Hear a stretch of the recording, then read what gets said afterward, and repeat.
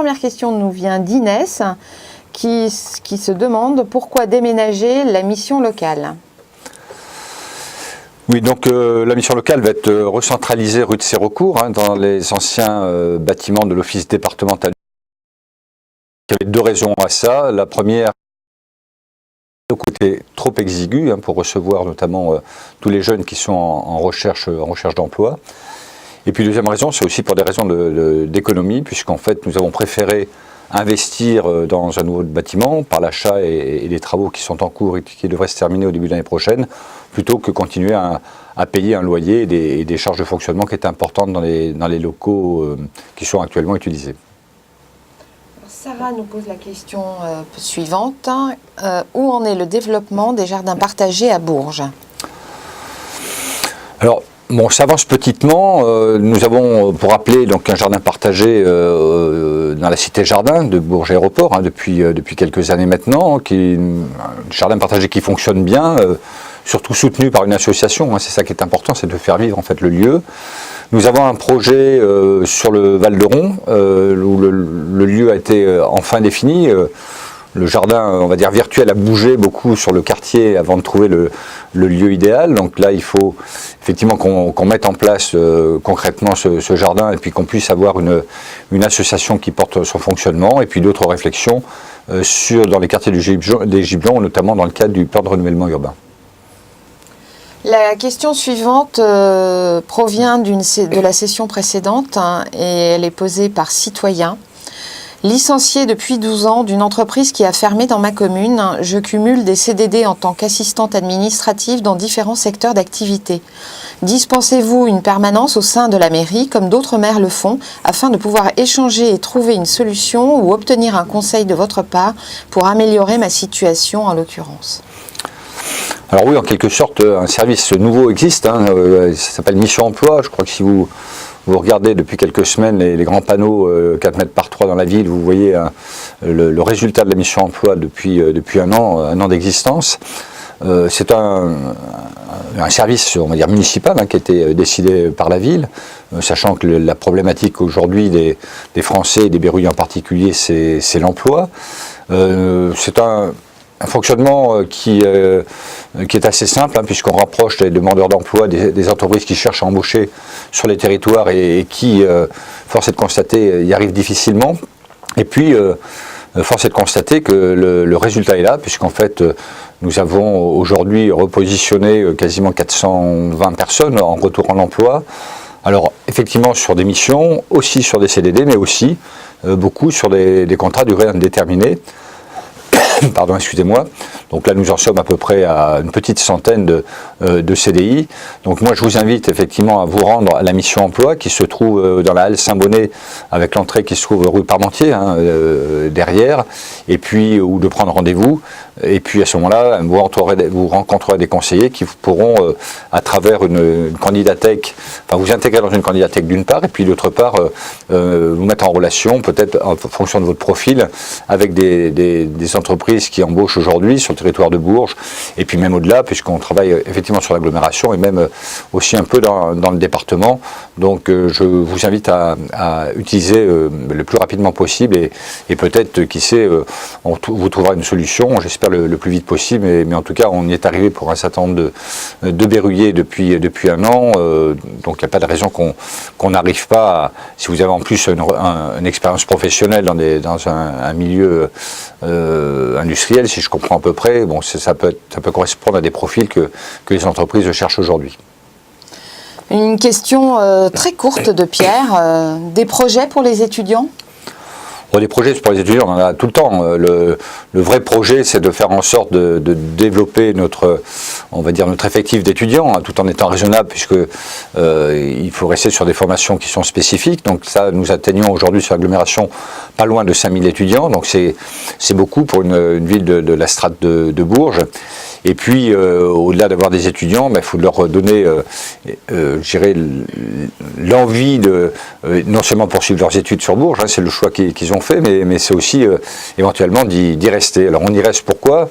Parce que cette ville ou cette agglomération est agréable à vivre, notamment c'est des étudiants qui viennent de l'extérieur, et puis leur donner la possibilité de pouvoir poursuivre après leurs études une activité professionnelle, soit sur les entreprises qui existent sur notre territoire, soit les accompagner sur des projets qu'ils peuvent avoir, notamment en termes de reprise ou de création d'entreprise. Nous avons, nous finançons, nous accompagnons la couveuse d'entreprise, Solène, pour ne pas la nommer. Nous avons mis en place un hôtel d'entreprise depuis maintenant 1 an, hein, qui permet, je dirais, pour une entreprise qui veut se développer ou lancer, on va dire, une production sur une période de 3 ans, de pouvoir avoir des charges qui sont très faibles, notamment en termes de logistique et de loyer. Donc c'est tout ça qu'on apporte. Avoir des étudiants, c'est bien. Essayer de les garder sur le territoire, c'est encore mieux. Et s'ils ont apprécié notre territoire, c'est encore plus facile pour eux d'avoir envie de rester et mettre à disposition tout ce qu'on peut mettre, tout ce qui existe aujourd'hui et qu'on va mettre en œuvre aussi avec des partenaires de manière à ce qu'ils poursuivent ou qu'ils démarrent leur activité professionnelle sur notre ville, sur notre agglomération, voire sur le département. La question suivante nous vient de Sabrina Johan, qui voudrait savoir s'il y a de l'autopartage à Bourges. Alors pas à ma connaissance, j'ai cru comprendre que ça existait ailleurs dans le département. L'autopartage, c'est un concept un peu nouveau, hein, j'avoue que je découvre un peu ce concept. Mais aujourd'hui, je vous dis bien, sous toute réserve, hein, je ne suis pas forcément au courant de tout, mais je n'ai pas eu d'information que cela existait sur Bourges. La question maintenant de Donald 18. Suivant votre Facebook avec intérêt, je voulais savoir où en étaient les négociations sur la 2e sortie d'autoroute de Bourges et pour quand. Alors oui, vous suivez l'actualité très, très récente, hein, puisque pour ceux qui nous suivent peut-être un peu moins, donc nous avions rendez-vous au ministère de l'Environnement, enfin de l'écologie, donc hier en fin de soirée avec le président du conseil départemental, avec le député Yann Gallu et avec le sénateur Rémi Pointreau, entre autres, et puis Aymar de Germay, qui est le premier vice-président de l'agglomération, pour défendre le projet d'une 2e sortie d'autoroute qui manque à Bourges. Hein, vous savez, quand vous regardez ce qui se passe ailleurs en France, des agglomérations de plus de 100 000 habitants, comme la nôtre, ont au moins, à proximité d'une autoroute, bien évidemment, au moins 2 sorties. Bon, ça c'est l'histoire qui a voulu que les choses se fassent ainsi, c'est dommageable, et c'est vrai qu'aujourd'hui on est dans une double difficulté, d'une part d'avoir des zones d'activité économique qui sont quasiment saturées sur l'agglomération, et puis d'autre part d'avoir un besoin de fluidifier la circulation, que ce soit poids lourd automobile, pour le flux qui vient du nord du département et qui souhaite récupérer l'autoroute. Donc tout ça étant lié aussi à la fin de la rocade, hein, qui est ce projet qui est porté par le département, dont les travaux devraient démarrer pour les premiers travaux d'ici quelques semaines, et puis avec un projet qui va s'étendre probablement jusqu'à 2020. Et donc pour en revenir à cette 2e sortie d'autoroute qui doit normalement être un nouvel échangeur à hauteur de Marmagne et qui devrait faire relier en fait la rocade et le tronçon justement manquant, hein, qui fait l'objet de ces dernières vagues de travaux. Et ça, alors il faut être très prudent, hein, sur les délais. L'information que nous avons eue donc hier d'un conseiller de Ségolène Royal, c'était que la ministre puisse signer un courrier auprès de Vinci, qui est le concessionnaire qui gère cette autoroute, d'ici quelques semaines, hein, pour leur demander de faire une étude de faisabilité et de pertinence. Une fois que cette étude sera réalisée, donc il y aura un rendu, en espérant qu'il soit positif, mais on en est tous convaincus. Et puis à partir de là, lancer les études ou les préétudes liées à l'environnement. Enfin, il y a beaucoup de contraintes aussi dans ce secteur-là pour avoir effectivement ces travaux qui démarrent le plus vite possible. Mais c'est un projet, allez, entre 4, 5 et 10 ans, on le sait. En tout cas, voilà, ça paraît long. En tout cas, il faut initier cette démarche. Et il y a un côté très important aussi pour notre territoire, c'est que ça permettra, je le disais tout à l'heure en introduction, de créer une nouvelle zone d'activité économique, de manière à créer, à proposer à des entreprises de s'implanter sur cette nouvelle zone d'activité économique et donc créer des emplois. Alors la question suivante nous vient de Maryse. Il semble que vous soyez favorable à l'éco-pâturage. Que penseriez-vous de son développement à l'entretien des rues et des trottoirs de notre ville? Quel bonheur serait pour nous de retrouver nos chers moutons berrichons et de redécouvrir la propreté de nos rues. Pourquoi pas? C'est une suggestion. Très bonne suggestion. Alors effectivement, nous avons démarré l'éco-pâturage, enfin déjà l'agglomération sur le site du Porche, du captage du Porche, il y a déjà quelques temps. Et puis plus récemment, au centre de loisirs dont j'ai perdu le nom, ça va me revenir. Enfin, un centre de loisirs pas de la Rotée, les Bouloises, voilà, ça me revient. Donc c'est une opération on va dire un peu test, qu'il faut que nous lançons. Donc c'est un double effet, effectivement, c'est de diminuer les coûts de fonctionnement du traitement des espaces verts. Ça permet aussi de reclasser, on va dire, des moutons qui sont plutôt en fin de vie, on va dire en fin de carrière, et puis créer aussi du lien, notamment avec les enfants sur ce centre de loisirs, vis-à-vis de tout ce qui est lien avec la ruralité, puisque l'élevage fait partie effectivement des activités d'élevage. Donc on démarre cette opération, on a comme idée effectivement qu'une fois qu'on aura démontré que ça fonctionne bien, de le développer dans notre secteur. Pardon, maintenant, imaginez d'avoir des centaines et des centaines de moutons lâchés dans le centre-ville pour assurer l'entretien. Bon, je crois qu'il y a encore un peu de marge de progression. Mais en tout cas, moi, je suis plutôt partisan, parce que je trouve que c'est des actions où tout le monde s'y retrouve, ce que j'appelle des opérations gagnant-gagnant, et qu'il faut déployer, mais progressivement dans notre ville, sur notre territoire, et puis pourquoi pas aussi le développer sur certaines communes de l'agglomération. Une question d'Emma maintenant. J'ai vu dans le Berry que la ville rénovait les remparts de Bourges. Qu'allez-vous faire concrètement? Vous savez, concrètement, c'est un vieux sujet qui était porté notamment par l'association de quartier, qui a eu un peu de mal à démarrer, puisqu'en fait, déjà bien définir ce qu'on voulait faire. Vous imaginez bien que derrière, tout ça, ça a un coût. Donc là, nous avons convenu, on va dire, d'un aménagement à minima, puisque déjà, ça se fait en régie, c'est-à-dire que c'est des agents municipaux qui vont réaliser la très grande partie des travaux, qui sont d'abord des travaux d'aménagement, de nettoiement, de réfection en fait de l'accès, enfin j'allais dire de la voirie, mais enfin des voies qui sont piétonnes à cet endroit-là. C'est faire de l'entretien par rapport aux espaces verts. Donc c'est rendre cette promenade des remparts un peu plus sympa qu'elle n'est aujourd'hui. C'est pas très compliqué. Veiller aussi à son nettoiement, à sa propreté, parce que c'est un lieu un peu privilégié pour les crottes de chiens. Donc voilà, il y a tout. Mais je pense qu'il faut pas trop en faire. Il ne s'agit pas non plus de faire un lieu luxueux, mais au moins qu'on rende quelque chose de propre et où le visiteur, le berruyer ou le visiteur ou le touriste qui vient à Bourges puisse aller sur cette promenade des remparts et puis découvrir un endroit bien plus sympathique qu'il ne l'est aujourd'hui. Alors, une question de Guillaume. Allez-vous organiser une réception pour le titre de champion du monde de l'équipe signature? Oui, probablement. Donc, j'ai d'ailleurs rencontré Philippe Sinault hier. D'abord, je l'ai félicité et puis je me suis permis de le féliciter au nom des berruyers parce que c'est quand même pas tous les jours que nous avons un titre de champion du monde dans notre ville. Je pense que c'est le premier. Alors peut-être que les historiens trouveront, je dirais, un élément contraire à ce que j'avance, mais enfin de mémoire, en parlant un peu autour de moi, c'est la première fois que nous avons un titre. Alors nous réfléchissons, j'en parlais avec Philippe Sinault, à la manière de fêter son titre et puis de faire participer la population berruyère et même au-delà, la population de l'agglomération à un événement. Donc voilà, on a émis quelques idées, mais c'est encore trop tôt pour le faire. D'abord, il faudrait d'abord que le championnat se termine. Je crois que la dernière course c'est dans une quinzaine de jours.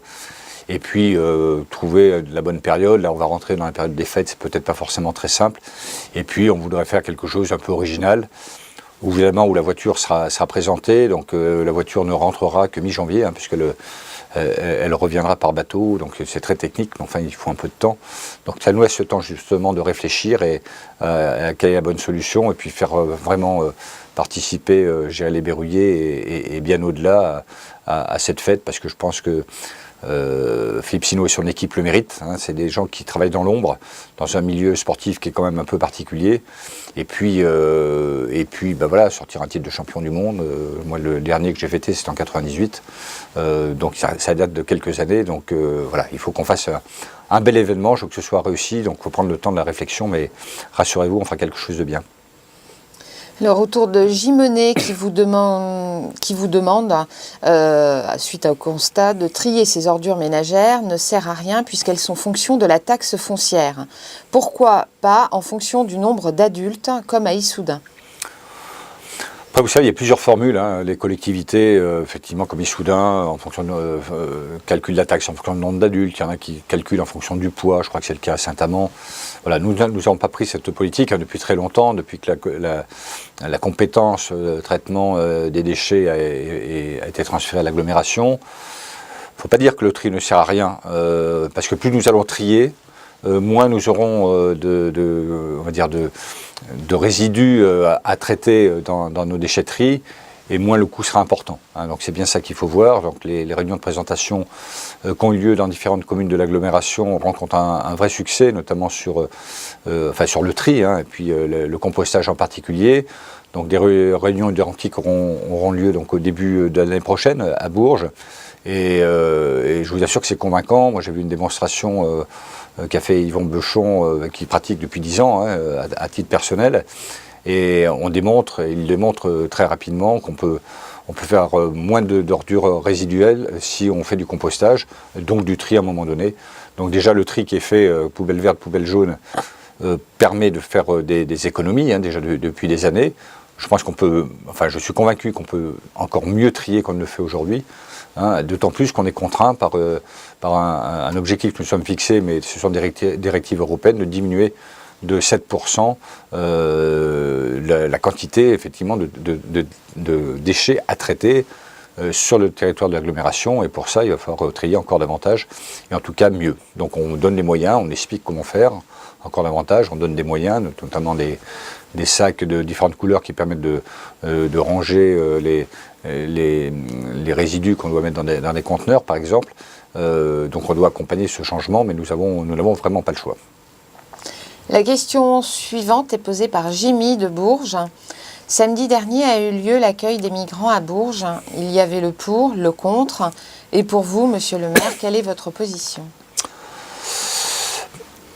Je crois que face à ces situations-là, on ne doit pas se poser trop de questions.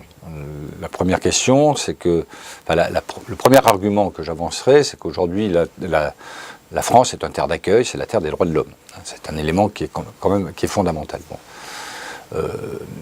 Sans stigmatiser sur un type de population de migrants, je crois que la France est une terre d'accueil, hein, c'est historique, et nous devons, d'une façon logique, recevoir des migrants qui sont en difficulté. Alors, en difficulté notamment pour des raisons, on va dire, de guerre civile ou de guerre tout court, hein, d'ailleurs, dans leur pays. Et quelqu'un qui fuit son pays, il faut bien qu'il ait, un point de chute, si je peux m'exprimer ainsi. Bon. Après, c'est vrai qu'on vit aujourd'hui, on peut considérer une surpopulation de migrants sur le secteur, sur le territoire français, hein, ce qui a expliqué la jungle de Calais, hein, qui était d'ailleurs quelque chose d'insupportable. Enfin, c'est difficile de se mettre à la place de ces migrants-là, mais je pense que ce qu'ils ont vécu depuis des mois ou des années, c'est juste insupportable. Et puis, à partir de là, il a été décidé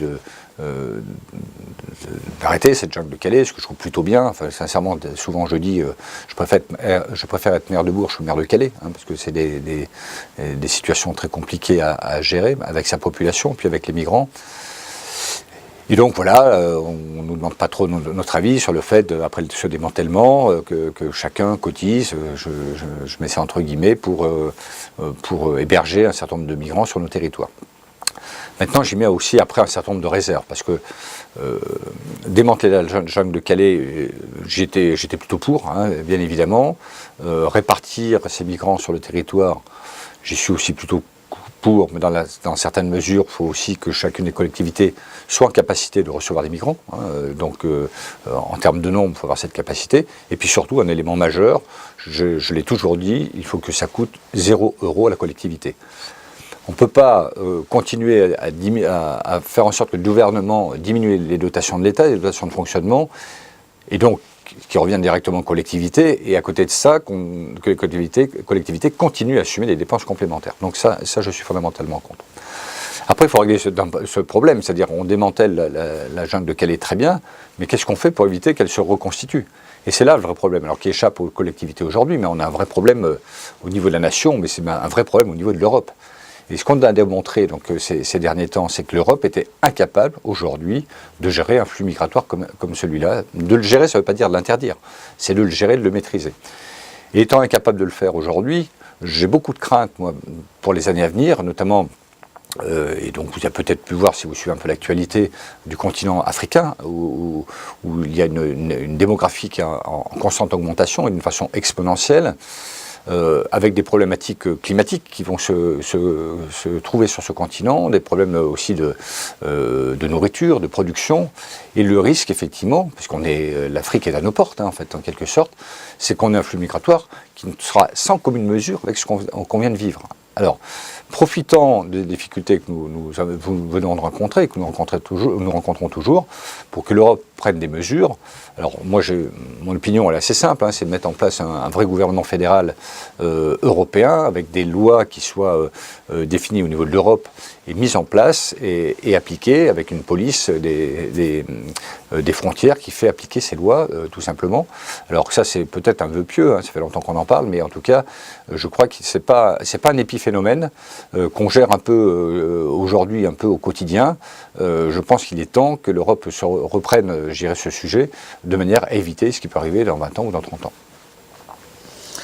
Alors, on passe au sport maintenant avec une question de Johan qui vous dit la chose suivante. Je suis originaire du Pas-de-Calais, installé à Bourges depuis plus de 2 ans. Étant un fervent supporter de mon club de cœur, le Racing Club de Lens, je viens de lancer une association de supporters lensois habitant dans le département ainsi que la région centre et j'aurais voulu savoir s'il était possible d'avoir de temps en temps une salle disponible pour nos assemblées et également des petits tuyaux pour se faire connaître au sein de votre ville. Bon, écoutez, d'abord vous allez pouvoir chanter au nord, c'était les corons, c'est l'hymne en fait du Stade Bollaert, si je ne me trompe pas, à Lens, si ma mémoire est bonne.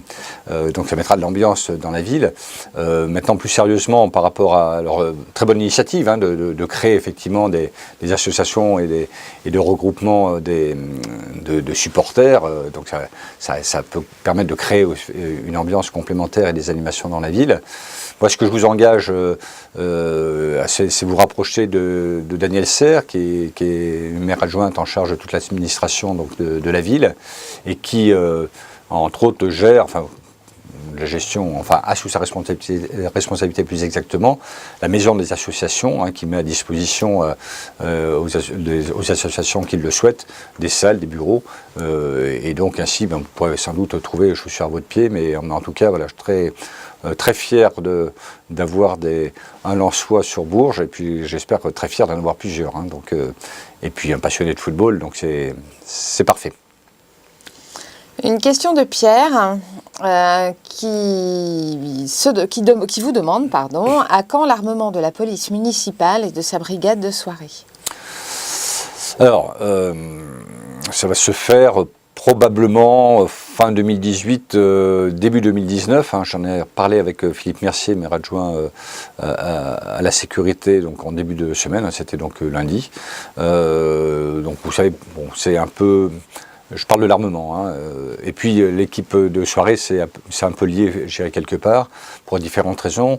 Enfin, la vraie raison, c'est le temps qu'il nous faut, les choses ne sont pas aussi simples que ça. C'est-à-dire, d'abord, il faut qu'on constitue l'équipe de soirée, de nuit, pour ce sujet-là. Donc ça se fait, on cherche à le faire en interne. Donc il faut trouver des volontaires, il faut que les volontaires aient la capacité à assumer cette fonction, qu'on puisse les envoyer en formation. Donc tout ça demande beaucoup de temps. Et puis pour l'armement, l'armement c'est lié aussi, hein, c'est-à-dire qu'en fait il faut commander les matériels qui sont pour les armements collectifs. Les armements individuels ils ont déjà été réservés au niveau des services de l'État. Et puis une fois qu'on aura défini les agents qui sont capables d'eux, alors si on trouve en interne c'est bien, si on ne trouve pas en interne il va falloir recruter à l'extérieur. Donc voilà, vous voyez, tout ça demande du temps, mais une fois que l'identification des agents sera faite, il va falloir aussi avoir toutes les formations au maniement des armes. Donc ça demande un petit peu de temps, mais voilà, on est plutôt sur 2018-2019. On revient au sport avec Tristan. Trouvez-vous normal que le Palais des Sports de Bourges, qui a coûté 18 millions d'euros, ne soit rempli qu'à hauteur de 3400 supporters en moyenne, soit 1600 places en dessous de sa capacité maximale? Ne trouvez-vous pas que ce genre de projet mal estimé pèse dans la balance, notamment celle des impôts locaux?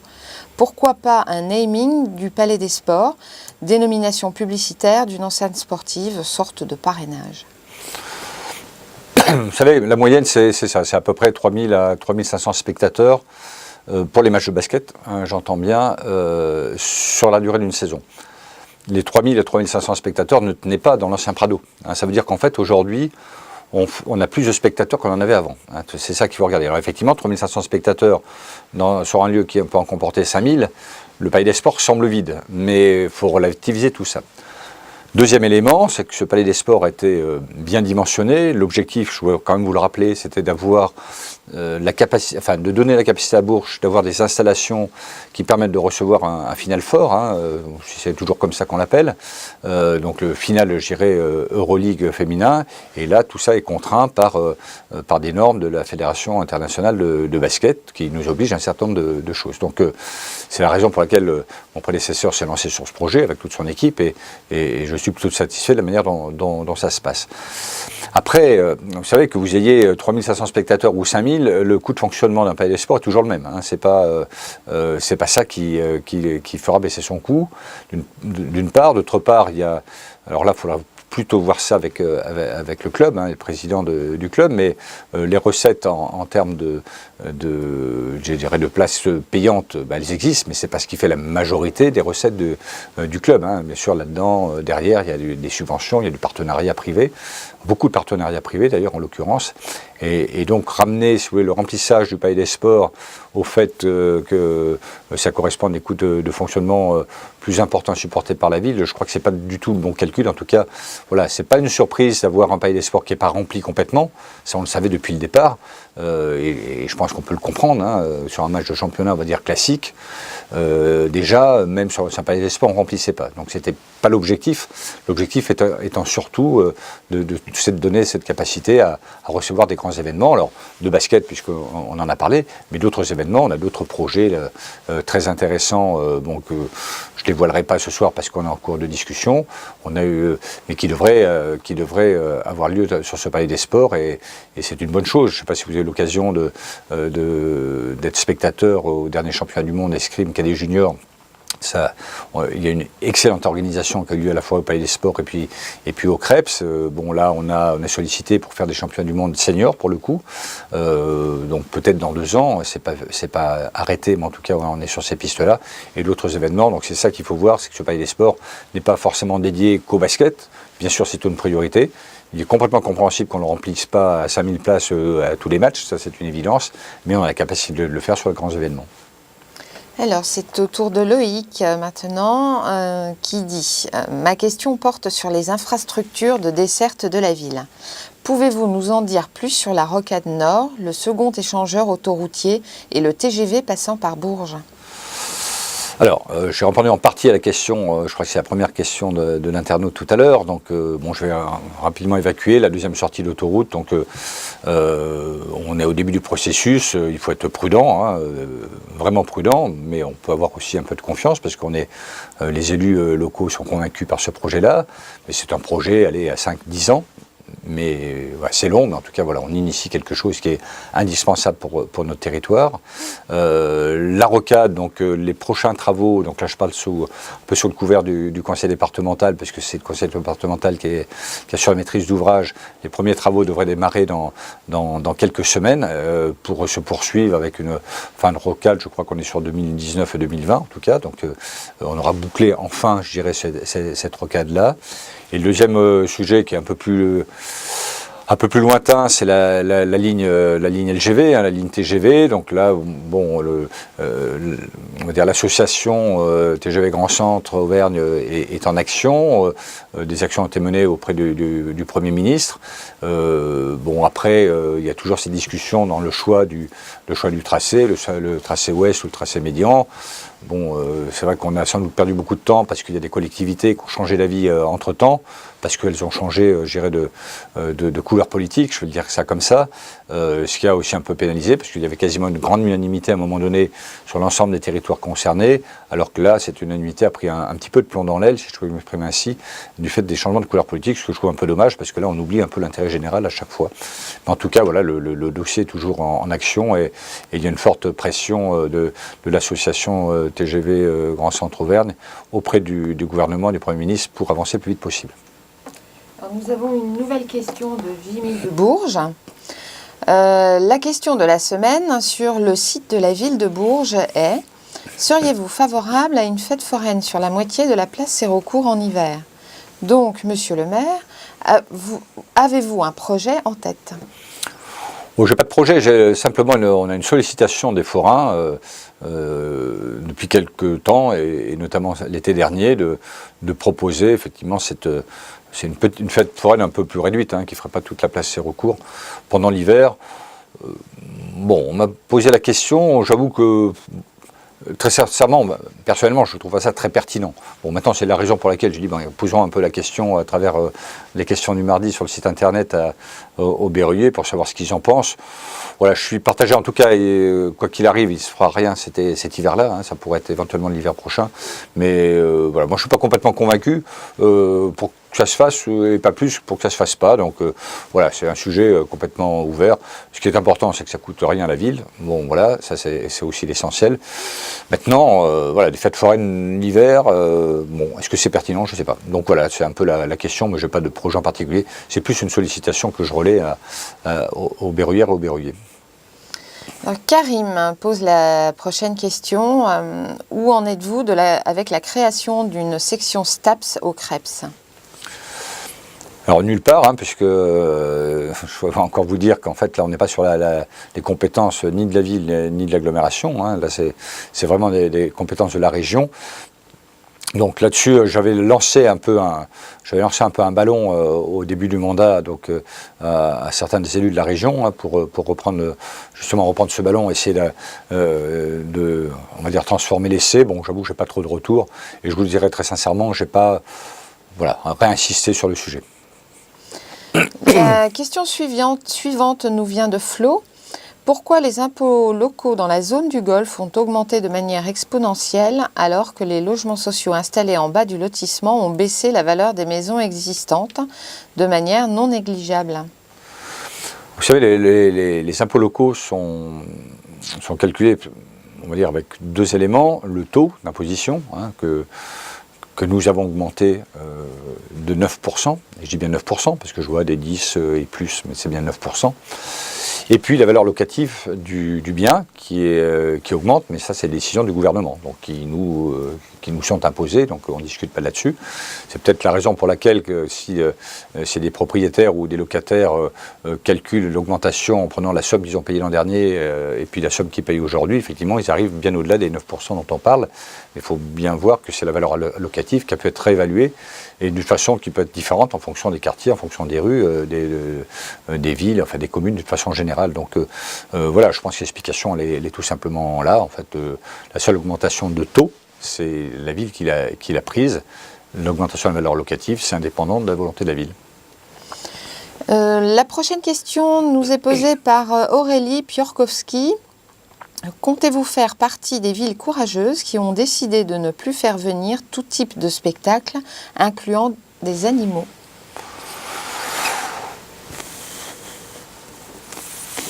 Non. Alors, comment vous argumentez ça? Ça fait des années et des années, des dizaines d'années. Je me souviens, j'étais petit, mes parents m'amenaient au cirque. Pas trop, parce que j'avoue que ce n'est pas quelque chose qui m'a vraiment branché, mais en tout cas.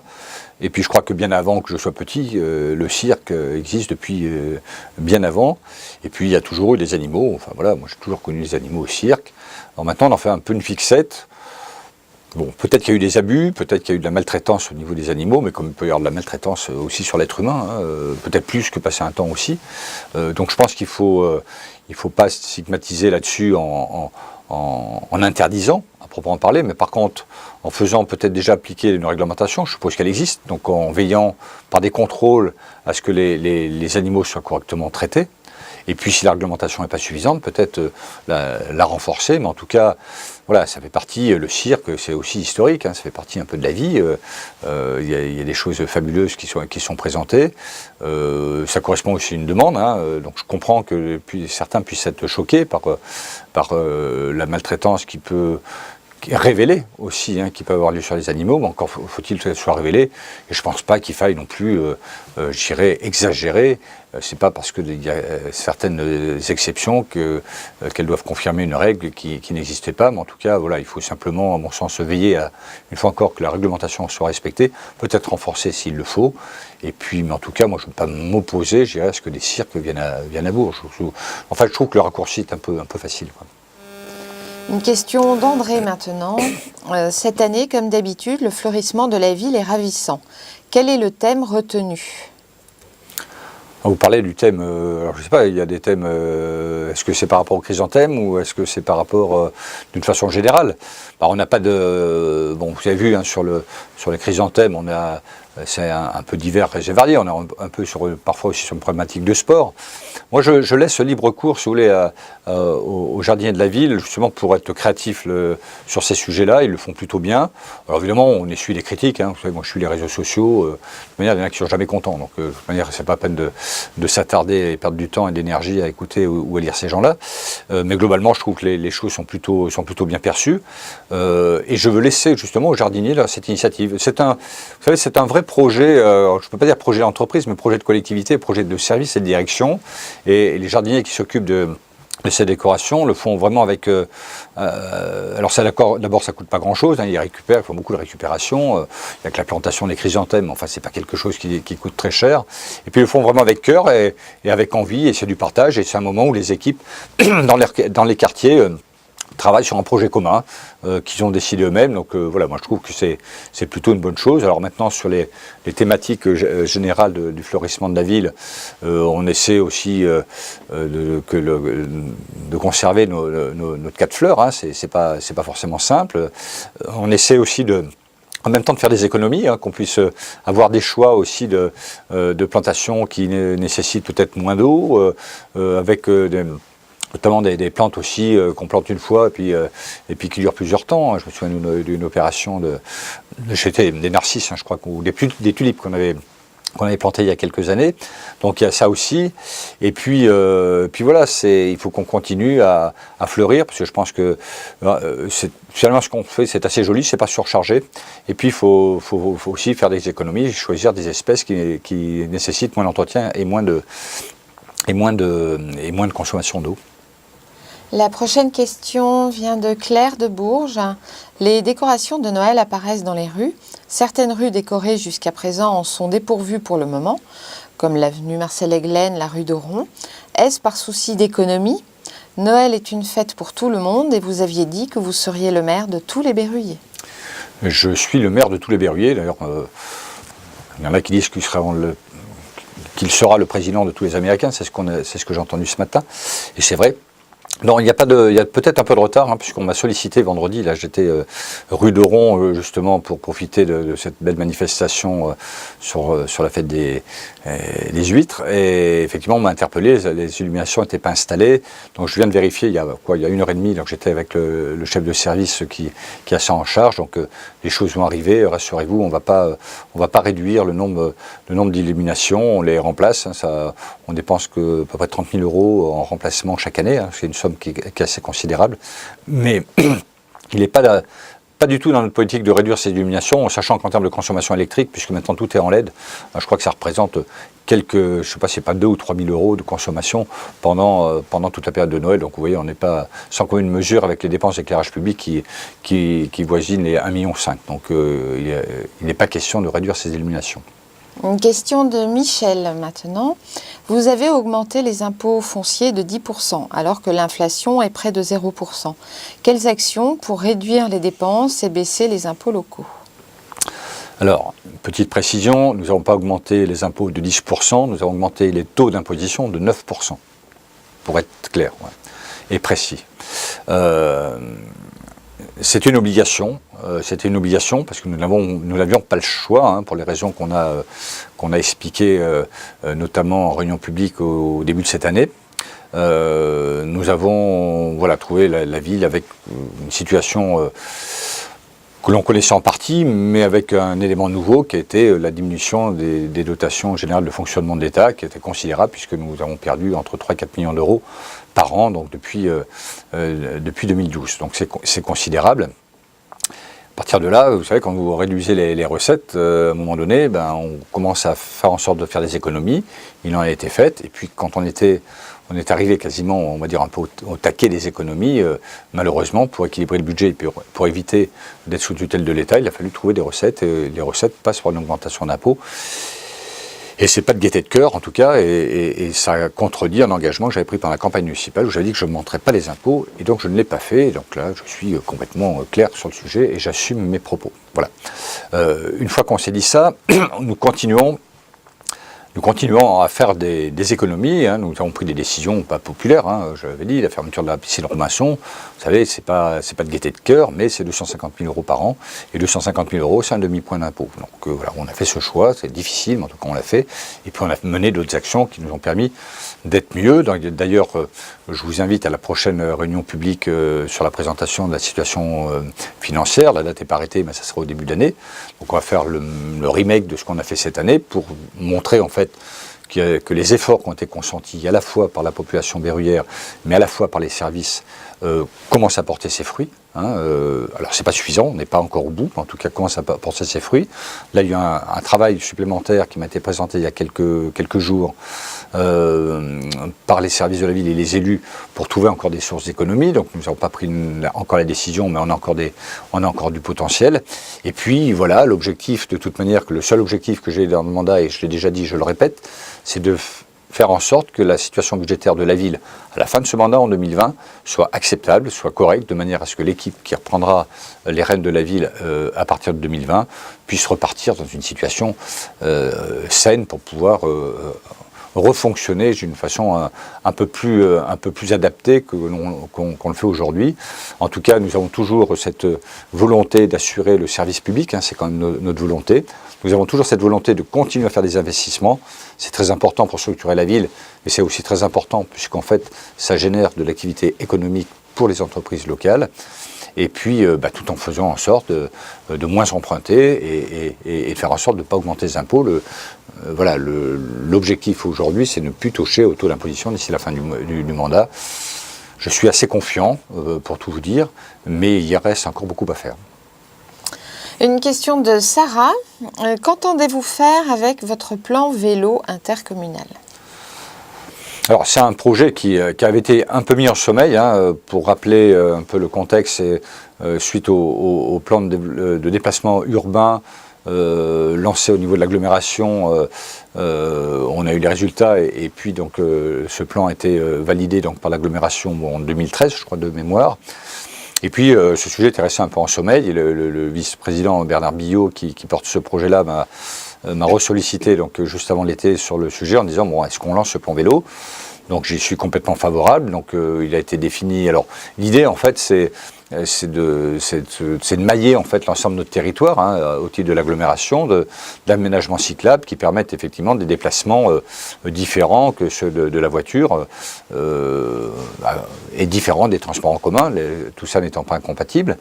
Et puis de relier aussi ce réseau avec un grand projet qui est porté par le département, qui est l'aménagement du canal de Berry à vélo, qui va permettre de participer à la l'attractivité touristique de notre territoire. Donc c'est un projet qui va s'étaler sur plusieurs années, bien évidemment. Hein. Le budget global, c'est à peu près 10 millions d'euros, porté par l'agglomération et aussi peut-être par les communes. Hein. Tout ça, ça reste un peu à définir, mais en tout cas, voilà, nous démarrons. Il faut qu'on affine ce grand projet global. On est sur des grands principes de tracé.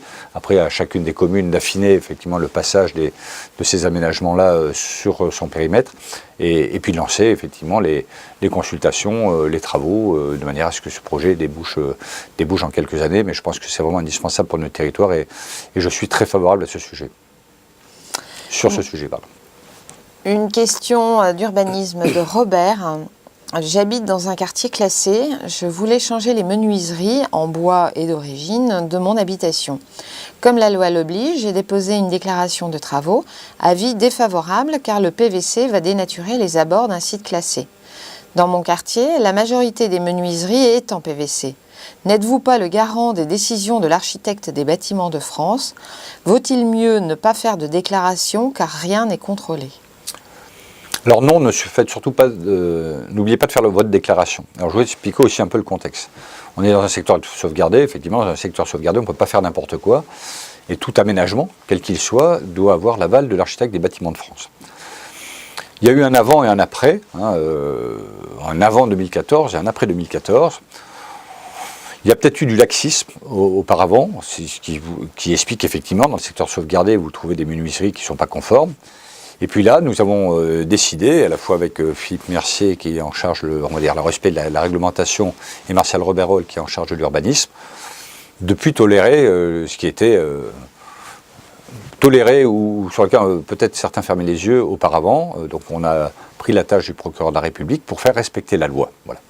Alors, face à ça, la bonne démarche, hein, quand vous avez des travaux à faire sur votre bien en secteur sauvegardé, c'est de prendre la tâche de Martial Roberol, qui est l'adjoint en charge de l'urbanisme, qui a un contact régulier tous les 15 jours avec l'architecte des bâtiments de France. Et les sujets, s'ils sont pris en amont, s'ils sont expliqués, si on arrive à trouver un terrain d'entente, bien évidemment. J'ai quelques exemples que je ne vous citerai pas là qui ont trouvé issue, alors que c'était des exemples qui étaient un peu mal engagés, qui ont trouvé une issue favorable pour les propriétaires. Mais tout ça, ça doit se faire en concertation, en explication. Donc je pense que celui qui aujourd'hui s'amusera à ne pas respecter la loi, il sera cette fois-ci sanctionné. Et là que nous portons vraiment ce projet-là et cette directive, c'est une directive que nous allons mettre en place. Une loi, c'est fait pour la respecter et donc le maire et ses adjoints doivent faire appliquer la loi. Maintenant, cette loi, elle est ce qu'elle est, mais on peut toujours trouver des solutions qui ne sont pas forcément des dérogations, mais pour qu'on ait une bonne compréhension parfois des dossiers, plutôt que les envoyer papier, il vaut mieux effectivement avoir concerté bien en amont sur l'avant-projet et dès qu'il y a concertation, on arrive plus facilement à trouver la solution adéquate plutôt que d'imposer quelque chose auquel on a réfléchi auparavant. La question suivante nous vient de Karim. Croyez-vous à la future ligne BHNS? Pensez-vous faire le maximum pour l'obtention d'une ligne digne de ce nom? Oui, j'y crois, puisque nous avons pris la décision, je ne sais plus, ça va être au printemps, hein, de mémoire, je n'ai plus la date exacte, en comité syndical à Goulbus, hein, que je préside, pour lancer l'opération buisson au niveau de service. Hein. Donc c'est un point qui est intégré dans le nouvel cahier des charges. Et puis la nouvelle consultation que nous avons lancée pour la concession, hein, la délégation de service public actuellement sur les transports en commun qui termine au mois de juin. Donc c'est un point qui est intégré, hein, parce que c'est un point majeur, qui nécessite effectivement de gros investissements, notamment en termes de voirie et d'adaptation, et puis, mais par contre qui permet aussi de récupérer, on va dire, le versement de transport, hein, qui est une taxe aux entreprises pour financer en partie ce grand projet. Donc c'est quelque chose qui va demander un petit peu de temps, mais en tout cas, voilà, nous avons pris cette décision d'y aller. Donc on a déjà des avant-projets qui sont en place, hein. Il y a eu des préétudes qui ont été faites, sur lesquelles nous sommes bien d'accord en comité syndical, donc les choses sont bien engagées aujourd'hui. Myriam vous demande, les travaux sur les pelles du lac d'Oron sont-ils réalisés? D'abord, ce ne sont pas des travaux que vous avez pu voir, ce Ce ne sont pas des travaux de réparation, parce que j'ai entendu tout et n'importe quoi ici sur ce sujet-là. Ce sont des travaux de maintenance que nous avions décidé au niveau du budget 2017. Hein, donc déjà, ça va faire 1 an. Hein, donc ne faisons pas de lien entre les phénomènes d'inondation et puis ces travaux de maintenance. Encore, ces travaux de maintenance étaient programmés au printemps, et c'était la programmation juste au moment où il y a eu ces inondations-là. C'est pour ça qu'ils n'ont pas été réalisés. C'est la raison pour laquelle ils sont lieu maintenant. Donc, c'est pas alors évidemment, quand on fait de la maintenance, il y a forcément un peu de réparation à faire, puisqu'on découvre des pièces à changer ou à remplacer ou à réparer. Mais en tout cas, je ne voudrais surtout pas qu'on fasse le lien entre des pelles qui ne fonctionnaient pas, et c'est la raison pour laquelle on ne les a pas ouvertes parce qu'il y avait une inondation, et les travaux qui ont lieu en ce moment. Ça n'a strictement rien à voir. Une question de Tristan. Le projet de la future Maison de la Culture n'est-il pas surdimensionné, étant donné que le Palais d'Oron et le nouveau Palais des Sports, notamment le théâtre de 700 places, peuvent déjà recevoir des manifestations comme des spectacles par exemple? Non, parce qu'on n'est pas du tout sur le même sujet. D'abord, en fait, la définition du cahier des charges a été faite conjointement avec les services de l'État. Il faut rappeler quand même que l'État a défini, c'est l'État qui à l'origine a souhaité réhabiliter le site actuel. Hein. Bon, qui a débouché sur un nouveau bâtiment, mais donc l'État a son mot à dire sur la définition du cahier des charges, et puis on s'est appuyé en même temps sur des spécialistes pour dimensionner effectivement la salle. Donc il y en a qui disent que c'est trop grand, d'autres qui disent que c'est trop petit, enfin on peut discuter des heures là-dessus. Je pense qu'il est bien dimensionné. Maintenant, c'est une maison de la culture, hein, c'est un lieu de création de production et de création d'art. C'est pas des spectacles qu'on peut trouver au Palais d'Oron, quand il y en a qui ont lieu. Je crois que c'est Anne Roumanoff qui vient bientôt, ou je sais, c'est pas trop qui. Alors on n'est pas du tout sur le même sujet.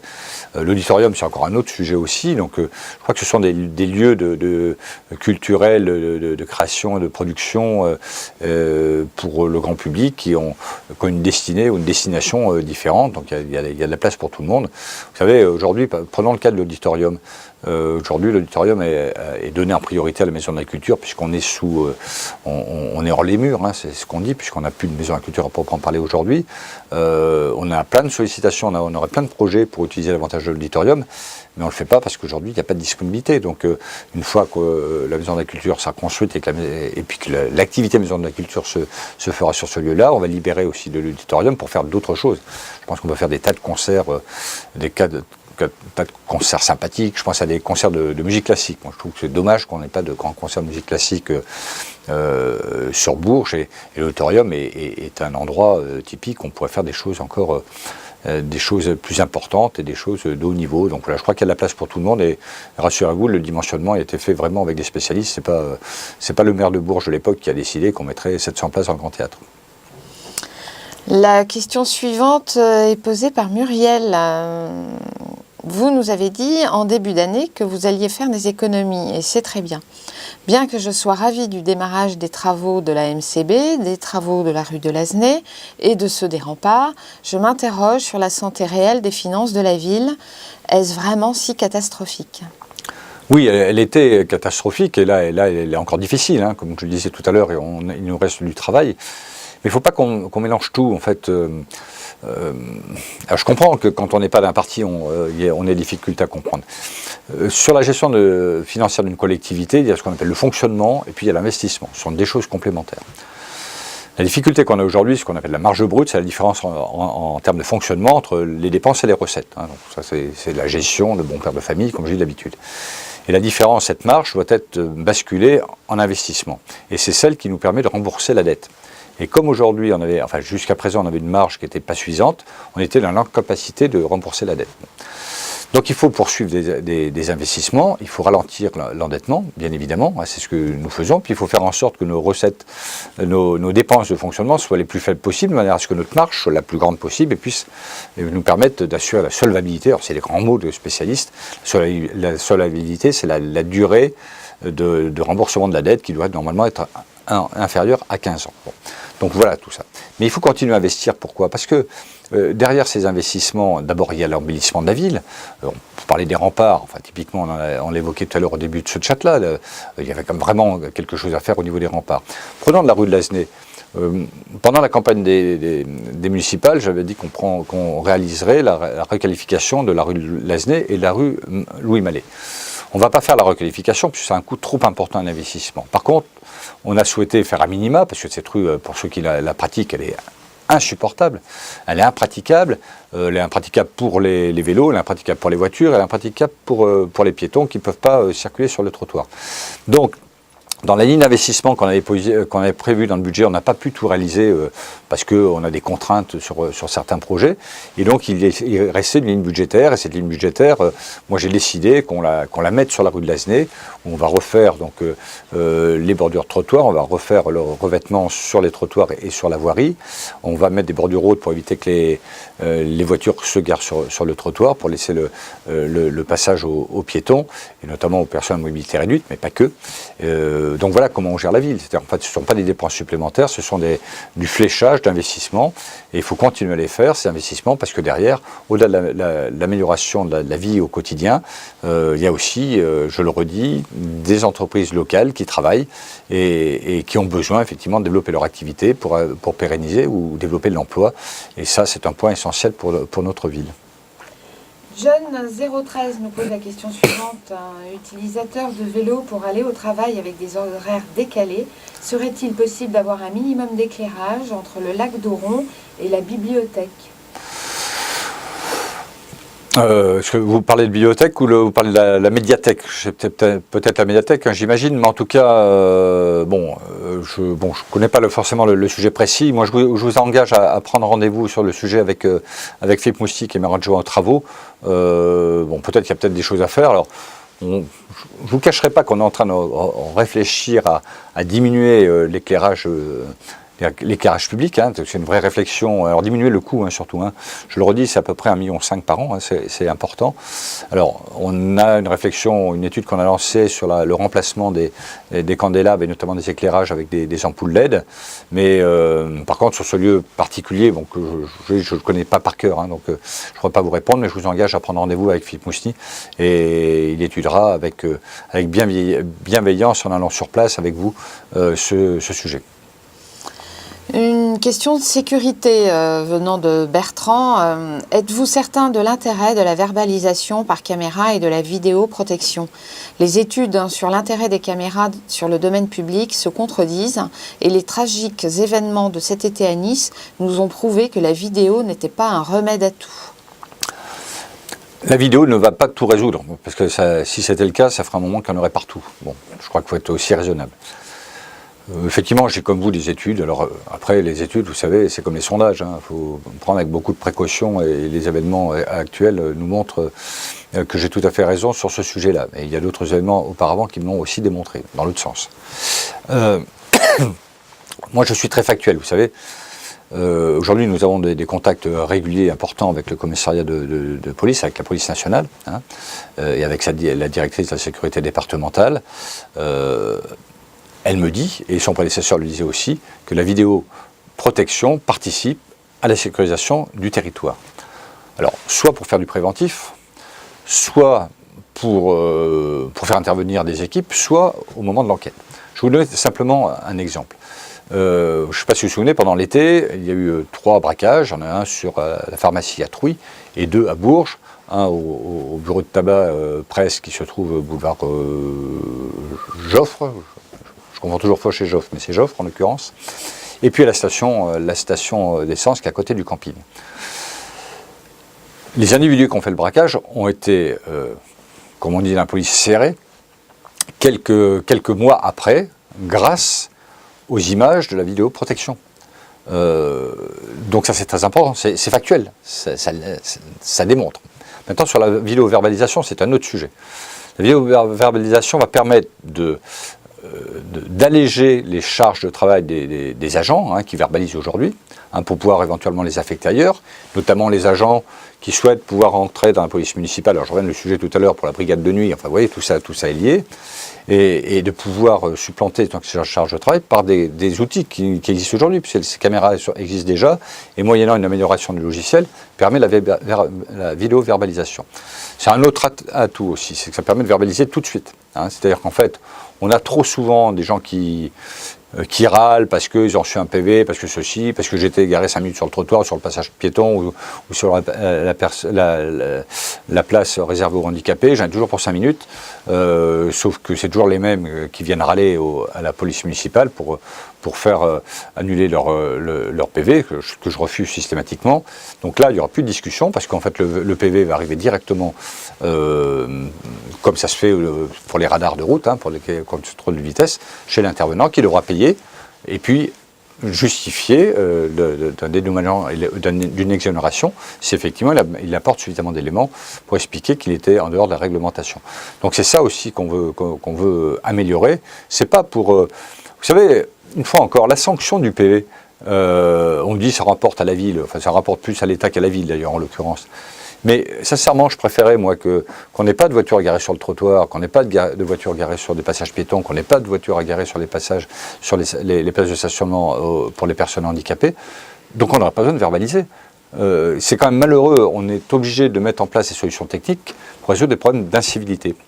Alors si les gens étaient respectueux, il n'y aurait pas de difficulté. Ils ne le sont pas, ils abusent, et bien à un moment, tant pis, on est pris la main dans le pot de confiture, on est verbalisé. Voilà, c'est la loi. La question suivante nous vient de Louisa. Avec un taux de vacances commerciales de 10% dans les centres-villes de communes comme la nôtre, l'inauguration du grand carrefour aux portes de Bourges est-elle vraiment une bonne nouvelle pour son centre-ville ? Bon, pareil, là, les avis divergent. Donc, je voudrais simplement vous rappeler une chose. Revenez quelques années en arrière et souvenez-vous du projet Avaricom. Quand le projet Avaricom est né, enfin ça date quand même de loin, parce qu'on a eu quand même quelques difficultés avant qu'on naisse, les commerçants de la ville de Bourges étaient vent debout contre ce projet. Sauf que les mêmes qui étaient vent debout contre ce projet l'ont porté depuis 2-3 ans. Donc je crois que le fait d'avoir une galerie commerciale à Carrefour, digne de ce nom, parce qu'il faut avouer quand même que si vous circulez un peu en France, quand vous allez dans des grands magasins, ce que j'appelle les grands magasins, les galeries commerciales, elles ont une allure un peu plus sympa que ce qu'on avait jusqu'à présent. Donc voilà, je crois qu'on est simplement que les dirigeants de Carrefour se sont simplement mis en conformité par rapport à ce qui existe depuis des années sur d'autres territoires. Alors maintenant, qu'il y ait des choix qui soient faits pour délocaliser les commerçants en centre-ville, pour aller dans ces grandes surfaces ou les dédoubler, ça après c'est la responsabilité des commerçants, c'est la responsabilité des chaînes. Alors c'est des chaînes ou des commerçants pour en parler, c'est leur choix, c'est leur activité. Moi je crois pas, enfin très sincèrement, je pense qu'on n'adresse pas la même population. Quelqu'un qui veut aller en ville, je pense aux jeunes en particulier, parce que je pense aux jeunes, qui veulent aller chez, je crois que c'est Kiko, le marchand de maquillage. Je ne m'en sers pas souvent de maquillage, donc je peux me tromper. Ce jeune n'ira pas forcément dans la galerie Carrefour. Parce qu'à la Carrefour, c'est quand même une démarche. Alors qu'aller en centre-ville, c'est quand même plus facile. On a plus de bus, on a les rotations de bus qui sont en centre-ville, donc je crois qu'on n'adresse pas du tout la même population. Que les gens qui viennent faire leurs courses du mois à Carrefour profitent pour faire des achats dans la galerie parce que ils flânent un peu puis achètent des choses. Ça, je peux le comprendre, mais qu'on adresse la même population, je crois que c'est pas du tout le cas. Et puis à un moment donné, vous savez, les commerçants qui aura 2 commerces, un en centre-ville et puis l'autre dans la galerie Carrefour, si les 2 fonctionnent, tant mieux pour lui. S'il y en a un qui ne fonctionne pas, c'est son choix, c'est de sa responsabilité. Voilà. Mais je ne crois pas qu'il fasse lier la...